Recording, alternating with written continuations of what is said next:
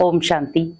आज व्यक्ति दुआएं कमा रहा है, लेकिन दुआओं के साथ साथ कई बार वो पाप कर्म भी कर लेता है।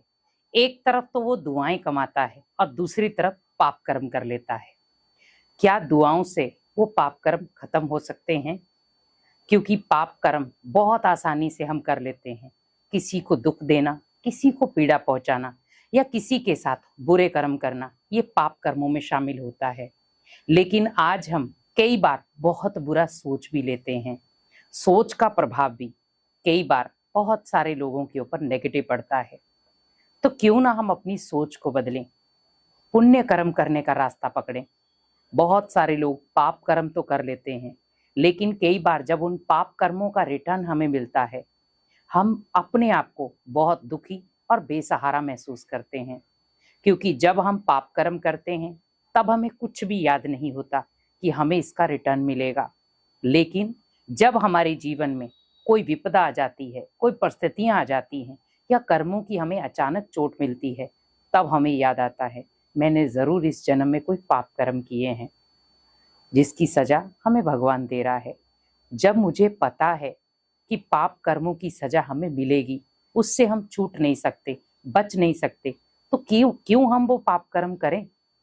लेकिन व्यक्ति आज इतना अपने आप को मजबूर कर चुका है कि उसे सब चीजें होते हुए भी, पता होते हुए भी वो पाप कर्म करना नहीं छोड़ रहा। जब हम किसी को गाली देते हैं, किसी का अपमान करते हैं, किसी के साथ घृणा करते हैं, नफरत करते हैं, उसके लिए बुरा सोचते हैं, उसके लिए बुरा करते हैं, तो कहीं ना कहीं रिटर्न हमारे जीवन में उसका प्रभाव पड़ता है। तो हमें अपने जीवन को दुआओं से चलाना है, ना कि पाप कर्मों से। हम जितने पाप कर्म करते जाएंगे, उतनी जो हमने दुआएं कमाई हैं वो खत्म होती जाएंगी। आप देखें, अगर आपने बैंक में पैसे जमा किए हैं, लेकिन आप उनको पैसों को निकालते जा रहे हो, निकालते जा रहे हो, निकालते जा रहे हो और अपने खर्चे में यूज करते जा रहे हो, करते जा रहे हो, और वो भी बिना मतलब के, तो लास्ट में अकाउंट जीरो हो जाएगा। ना तो उसमें ब्याज आएगा और ना आपको कोई बचत खाता मिलेगा। तो क्यों ना हम वो जो दुआओं का खाता है उसे भरपूर रखें, क्योंकि जब दुआओं का खाता भरपूर होगा तो हमें कर्मों का फल भी श्रेष्ठ मिलेगा, और जब दुआओं का खाता भरपूर होगा तो पुण्य का खाता भी इजीली भरपूर हो जाएगा, और पाप कर्म जो आपने किए हैं वो कहीं ना कहीं खत्म हो जाएंगे। क्योंकि जब हम भगवान को याद करते हैं, परमात्मा की याद में तपते हैं, तपस्या करते हैं, तो कहीं ना कहीं पाप नाश होते हैं। लेकिन ना तो हम भगवान को टाइम दे रहे हैं, ना अपनी किसी तपस्या में टाइम जा रहा है, ना हम कोई तप करना चाहते हैं, ना कोई त्याग करना चाहते हैं। तो आप सोचिए, जो आपने पाप कर्म किए हैं वो खत्म कैसे होंगे। आज अगर हमें गंदगी को जलाना है तो कई बार हम आग लगाते हैं ताकि वो प्रॉपर तरीके से खत्म हो जाए। बहुत सारे कागज पत्तर ऐसे हैं जो वेस्टेज हैं, हम आग लगा देते हैं तो वो राख के समान बन जाता है। वैसे ही सोचें, जीवन में हम बहुत सारे ऐसे पाप कर्म कर रहे हैं जिनका अभी तक हमें कोई हिसाब किताब नहीं मिला, और हम सोच रहे हैं मैंने बहुत अच्छा किया किसी के साथ, लेकिन कब वो अचानक आपके जीवन में आ जाएगा, कर्मों की सजा बनकर, हमें खुद भी पता नहीं चलेगा। तो हम ऐसे कर्म करें ही क्यों जो भगवान के सामने जाते ही हम शर्मिंदा हो जाएं, या किसी इंसान के सामने जाते ही हम अपनी आंखें झुका लें। कर्म ऐसे करो जब हम भगवान के घर में भी जाएं, भगवान के सामने भी जाएं, तो हमारी आंखें शर्म से न झुकें। क्योंकि दुआएं एक ऐसी चीज है जो आपके जीवन का सुरक्षा कवच बन सकती हैं। क्योंकि जब हम निस्वार्थ भावना से दुआएं कमाते हैं, वो हमारे जीवन का श्रृंगार बन जाती हैं, और वही हमारे जीवन के पुण्य कर्म हैं।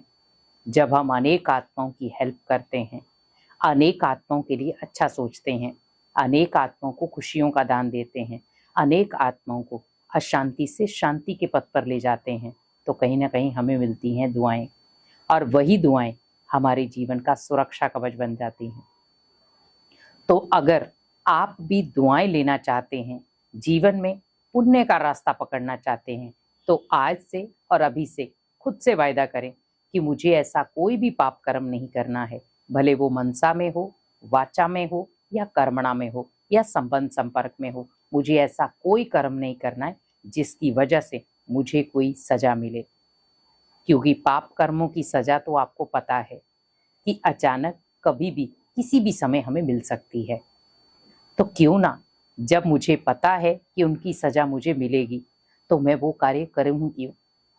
क्योंकि जब हम कोई गाली भी निकालते हैं तो वो भी मेरे पाप कर्मों में शामिल हो जाता है। गाली मीन्स बोल के द्वारा अपशब्द यूज किए गए, क्योंकि भगवान ने तो हमें गाली नहीं सिखाई।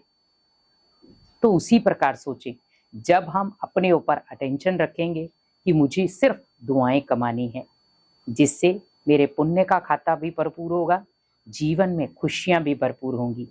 क्योंकि जब हम अनेक आत्मा से दुआएं कमाते हैं तो पुण्य का खाता भी भरपूर होता है और खुशियां भी भरपूर मिलती हैं।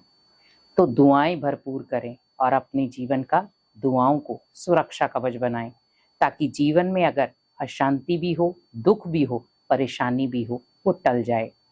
क्योंकि जब आपके पास दुआओं का स्टॉक भरपूर होगा तो आपके जीवन में ज़्यादा लंबे समय तक अशांति, दुख या परेशानियां या परिस्थितियां खड़ी नहीं हो सकती। और आपने कई बार देखा होगा, प्रॉब्लम आई पर कब उसका सलूशन हो गया हमें पता ही नहीं चला।